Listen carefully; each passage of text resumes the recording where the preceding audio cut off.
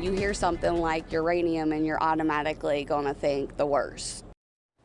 Tensions are high tonight in a Pike County community after the Department of Energy released its findings about a school that tested positive for radioactive material. Thanks for joining us at 11. I'm Mark Taylor. And I'm Daniela Vitable in for Colleen.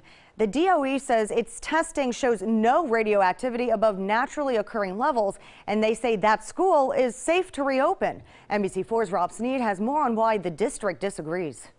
The results are back from the Department of Energy, and tonight this community, it wants more testing before classes resume here at this vacant school. The grass is getting higher and higher at Zahns Corner Middle School, and so is the tension between the Department of Energy and the Scioto Valley Local School District. The DOE says the school is safe. Would you send your daughter there? No. In a written statement, Woolridge says he's skeptical of the DOE's testing methods. He says the DOE rushed the process and failed to set up an agreement about what they were attempting to accomplish with the sampling. Continuing that the DOE intended to only take surface samples on areas that are routinely cleaned, such as desks and tabletops, and that the district forced them to expand their sampling. DOE officials say that statement isn't true and that the DOE made it very clear what its intentions were from the start.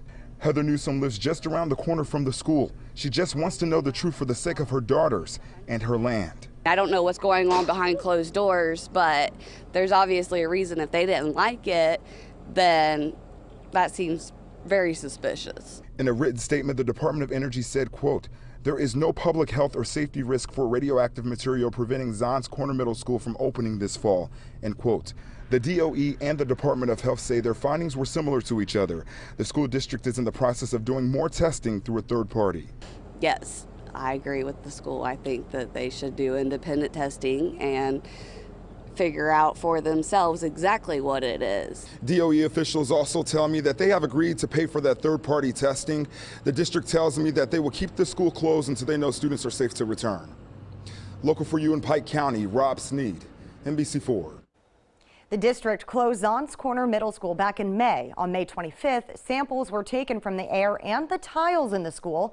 In June, some Pike County residents filed a class action lawsuit against DOE contractors, claiming they were negligent. Today, the DOE says its testing shows it's safe for students to return to the school.